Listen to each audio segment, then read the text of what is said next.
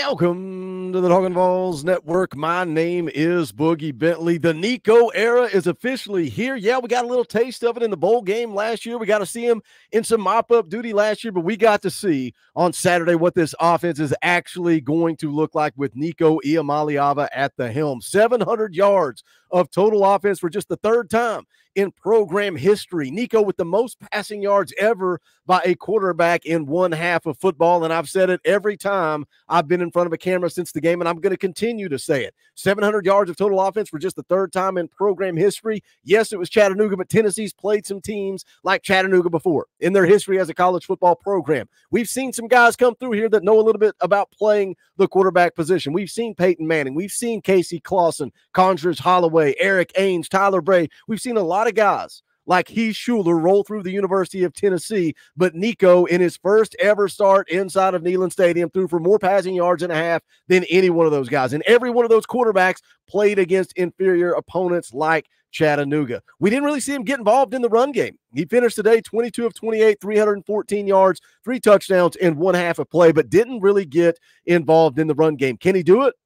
Of course he can. We saw him do it in the bowl game against Iowa. But how are you guys feeling? We've been talking about Nico the entire offseason. We talked about Nico a lot last year when this was Joe Milton's team. But how do you feel after a 69-3 win over Chattanooga? Has your opinion changed? Are you starting to buy in? Because I'm seeing a lot of people in the national media that are now starting to understand who Nico is. We heard Nick Saban on College Game Day say that Nico could be the best quarterback in the SEC in 2024. Social media exploded on Saturday, Sunday. We got guys breaking down film. Aaron Murray's out here talking about it. David Pollock, J.D. Pickell was talking up Nico. We're going to go through all of their comments, but first, I need you guys to do that YouTube stuff for me. Smash the thumbs up just below the video. It's quick, free, easy. It helps the channel, and I would greatly appreciate it. Also, if you're new to the Talkin VAWLS Network, welcome. We're not experts here. We're not insiders. We're not media. We don't talk at you. We talk with you. This channel is for the fans, by the fans. If you like what we do, make sure you subscribe. Click the bell for notifications. You're not going to miss out when we go live or when we drop a video. I had a fun live stream with Kaner earlier this morning. If you missed it, go back and give it a watch. We'll be live tomorrow night, Tuesday night, 6:30 p.m. Eastern time, playing EA Sports College Football 25. And guess what? Jaden Lofton, 4-star edge rusher, Tennessee commit, is going to be in the house. He said, Boogie, I can take you down. So we're going to go head-to-head to start the stream tomorrow night, and then we're going to jump into it like we always do. Wednesday night, 7 p.m. Eastern time, Talkin VAWLS Live. We're going to be breaking down Chattanooga and then starting to really look ahead towards this NC State game coming up on Saturday. But let's get into it. Let's take a listen to what some of the national media had to say. Let's start with our boy J.D. Pickell over at On 3. Let's take a listen. If you were trying to temper expectations, trying to just start the hype train slowly for Nico, this game did not help that by any stretch of the imagination. The box score looks pretty. The highlights look pretty. How are you guys on the hype train? How are you guys, your expectations? Are they through the roof, or are you sitting there selling yourself, well, it was just Chattanooga. It was just Chattanooga. Or are you going, man, Nico can make some throws that I wasn't so sure he could make? Where are you when you hear JD say that? Let's take a listen. I'm going to be real here. I loved the composure. I loved the ability from Nico there to just execute the offense, play within the system, not get too greedy, because really, he could have gotten greedy.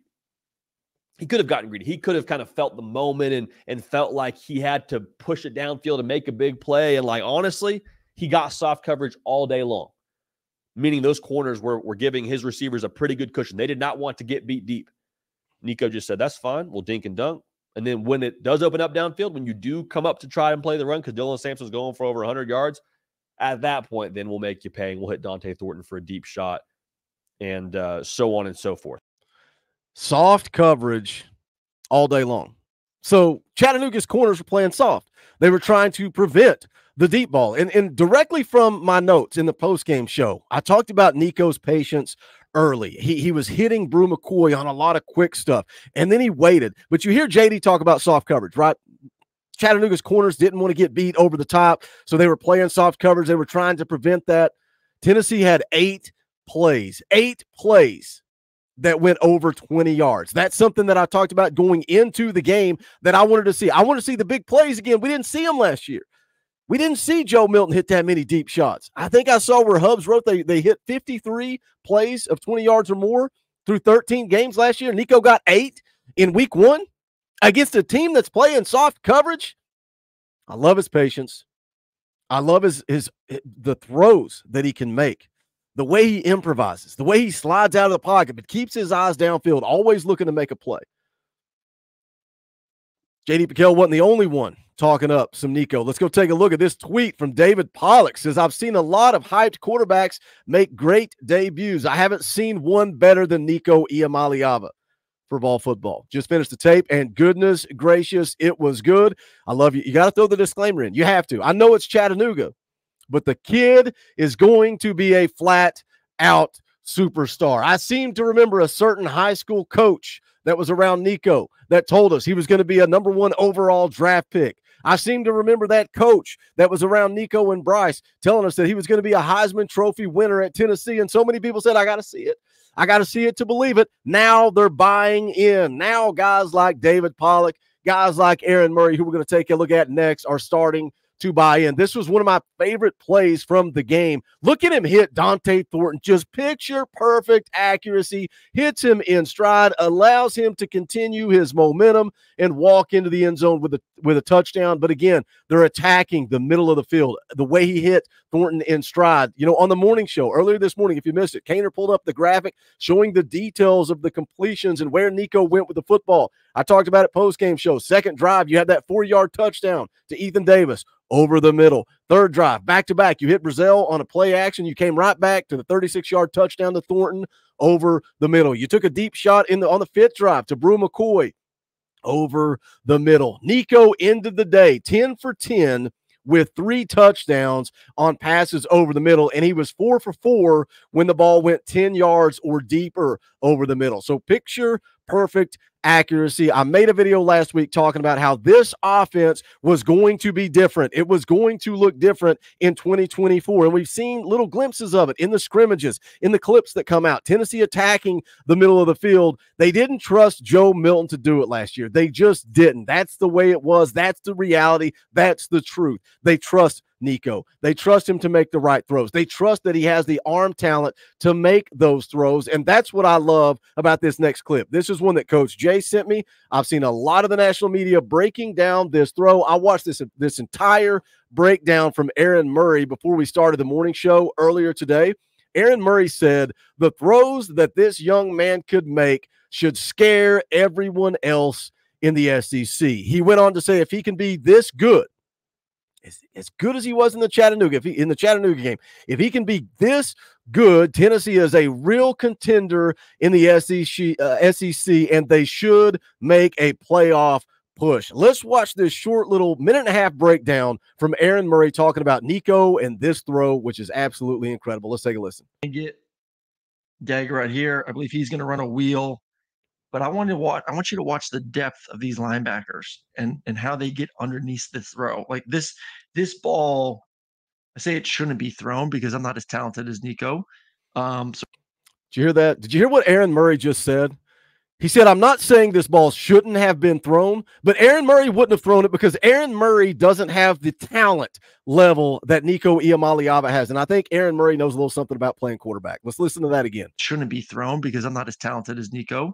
So he's got the ability to make this throw, but this is when he threw this, I was like, no, he didn't. No, he didn't.